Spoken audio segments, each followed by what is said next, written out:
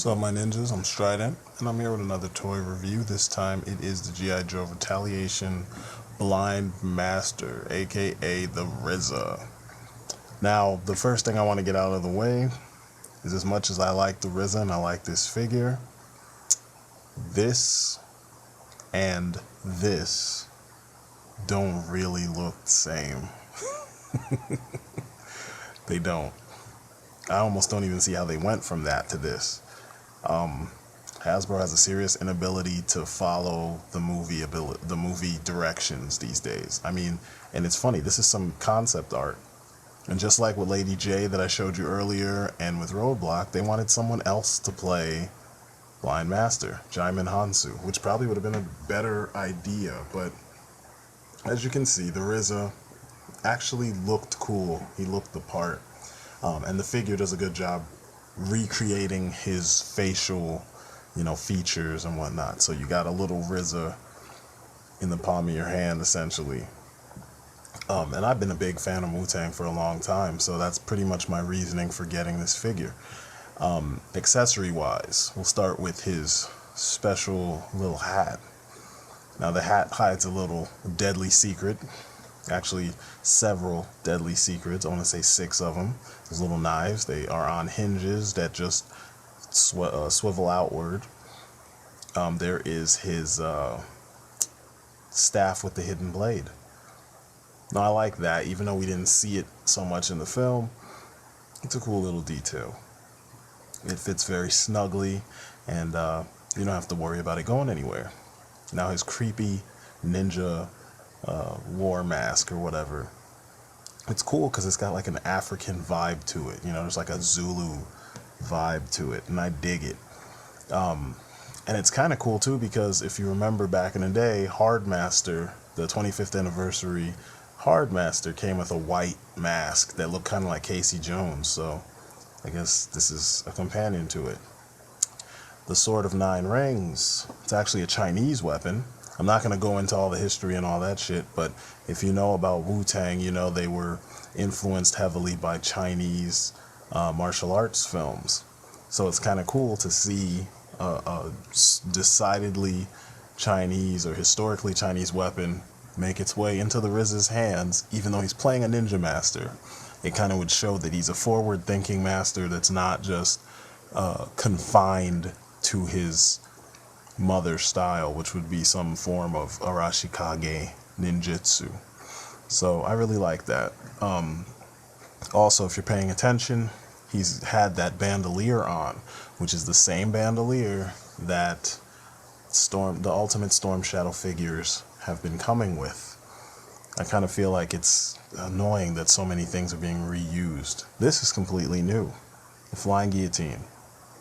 If you're a fan of Wu-Tang, then you know what this is also. You've seen it before. If you're a fan of Kung Fu movies, you've seen Gordon Liu whip this thing around and decapitate some fools. And that's pretty awesome that this managed to be a weapon that a G.I. Joe came with. Especially the RZA of all people. Before you saw it with a traditional Asian ninja, you see it with the RZA. So, props to him. I heard I read that he had a hand in the design process. So, props to him for kind of diversifying his character's role, in figure form. And here's his flute. Now, I did some trick photography that's not actually sitting directly in front of his mouth. He actually can't bend his arms close enough to put that to his mouth. So I figured maybe it's a blowgun. I've seen that before. But, shit like that, if you're going to give him something so specific, at least give him the ability to use it the proper way. I mean, I was struggling trying to figure out how to pose him so that he would look, the best with this thing. All in all, what you have is this mix match of parts and reuse of parts that, we're supposed to emulate something that they don't quite do, Don't get me wrong, the leathery sculpting on the lower half is kind of cool, but it doesn't fit considering that the top half is cloth.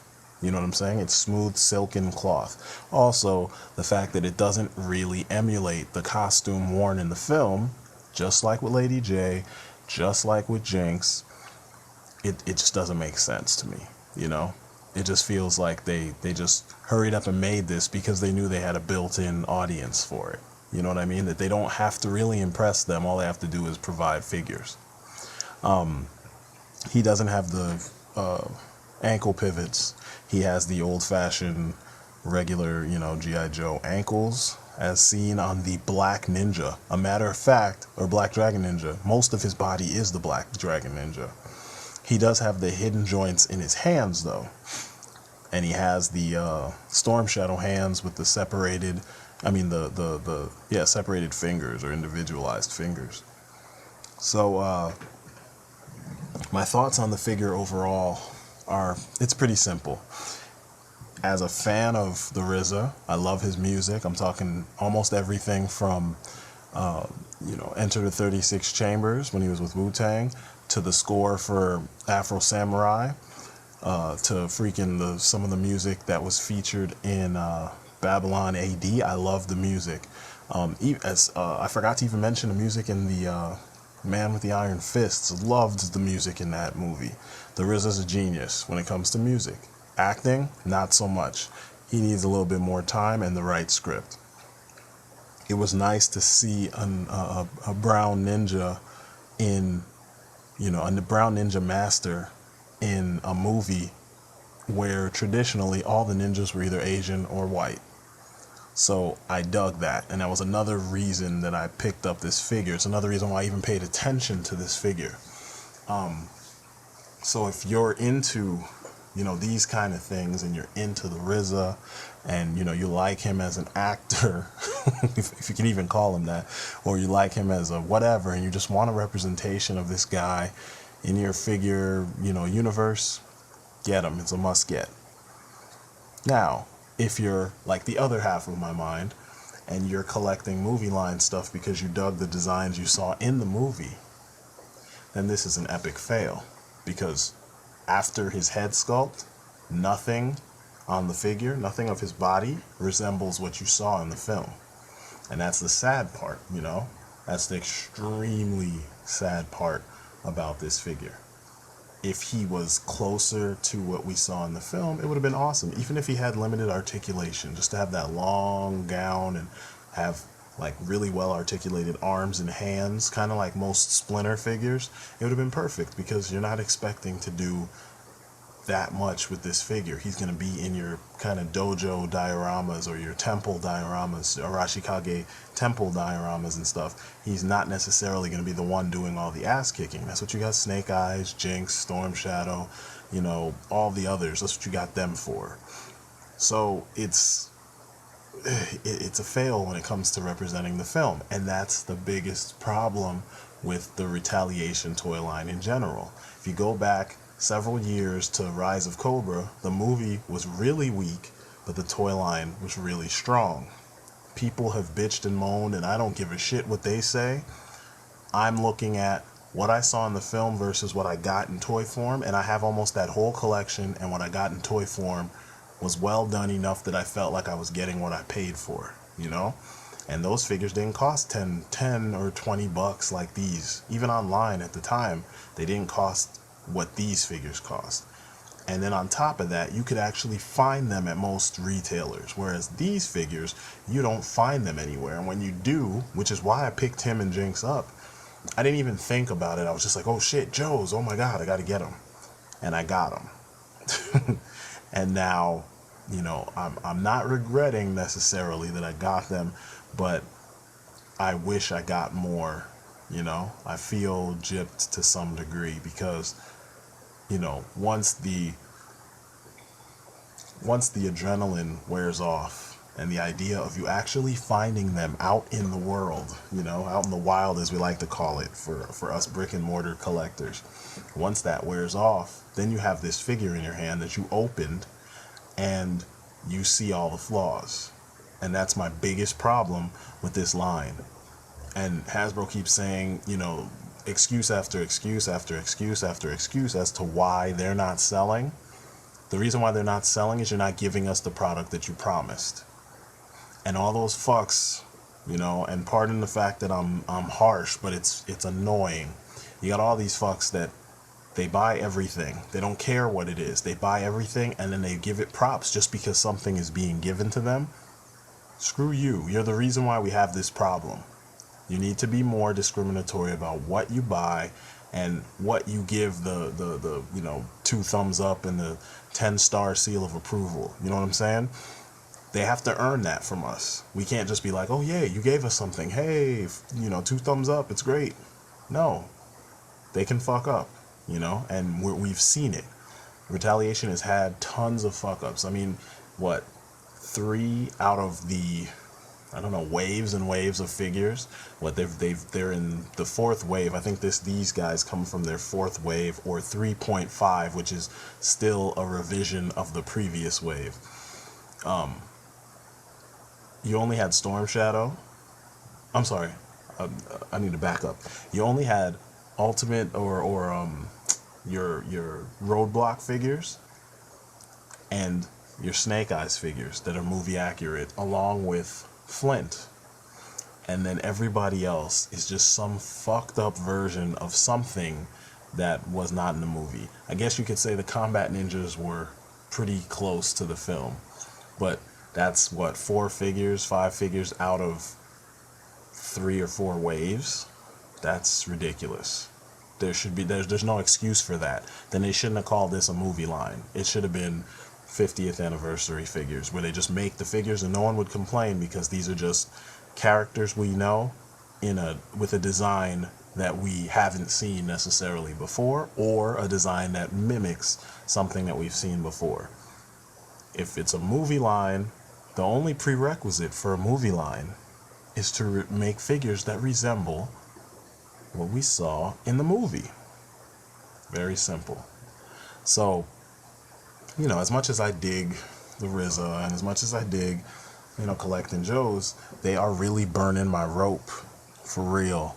They're burning it at both ends. It's like, they don't give a shit what I feel. They don't give a shit what you feel. All they care about is those who, and this is any company, they care about those who pay. But they're ignoring the fact that a lot of us who pay, we're looking for specific things, and they're not listening to us. There's forums out there, there's websites dedicated to it, there's people like me doing reviews, and there's folks that get in touch with Hasbro to let them know that, like, we want specific things, or could you do these specific things? You know what I mean? It's not all about want. It's a kind of a symbiotic relationship. You help me, I help you. I like to collect stuff, and you're helping me scratch that itch by creating things that I want to collect. If you create those things, I will help you by paying. I will give you money for that service. I don't understand why here in America, sometimes that seems to be a very difficult concept to grasp. You guys want better capes on your Batman, your Superman, your, Shazams, your Spawns, your whatever.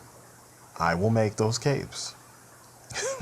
You pay me, I continue doing it. It's that simple, Freelance. You want good art? You come to me. I make the good art for you. You pay me, I can continue doing this, and the cycle continues. It doesn't work any other way, And it's only in the toy industry, and maybe video games, but they fall under toys, where you have these fans that feel this strange kind of loyalty to the company, even when the company stops delivering what made you loyal in the first place. And that's not right. That's not the way it should work. So, as we wind down this Retaliation, various Retaliation figures, because like I told you, I only cherry pick. I don't actually sit down and buy up entire waves of everything, because not everything is to my liking. But as we wind down on this, you're seeing more of what I told you in the Jinx video. I love the figure. I love the character, I guess I should say, but this representation of the character is lacking in a lot of ways. And, the more I see this, the less inspired I am to make any purchases having to do with G.I. Joe Retaliation. I think I've gotten just about all I was going to get out of Retaliation as a toy line. If not for the fact that some of these characters I never had in toy form, I got them. I just wouldn't have got them. Never seen. It would have been simple. I would have never bought. But I did, like I said, and I got them for different reasons than, you know, most people do when they do these kind of videos. I got them because I enjoy the actor playing the character. I enjoy, you know, aspects of this role, you know, of this character, this version of the character. And he's also a character I never had in plastic form, like I said. So in some ways, I guess there is a novelty to him, you know. Will he probably start going for a ridiculous amount of money online? Probably, because he's one of the rarest figures of the bunch that I've seen. I haven't seen him anywhere else since I saw this, and I found him at a Walgreens. So anyway, I'm Strident. That's my story. I'm sticking to it. This has been my review for the G.I. Joe Retaliation Blind Master, aka the RZA, aka Robert Diggs, aka one of the worst actors in that film, Retaliation. It's a decent figure with some really obvious flaws, and you know, only buy it if you're really in need of a blind master in your collection, or you're just a fan of the RZA. I'm glad you guys have stuck around to watch these videos and see what I had to say about this stuff. This has been one of those weird times where, even though I dug what I bought to some degree, it wasn't exactly what I was expecting. But I am going to have one more in the Retaliation series, and then I'm skipping out of Retaliation and I'm jumping ship back into Resolute and, you know, better G.I. Joe stuff. So till then, peace outside, my ninjas.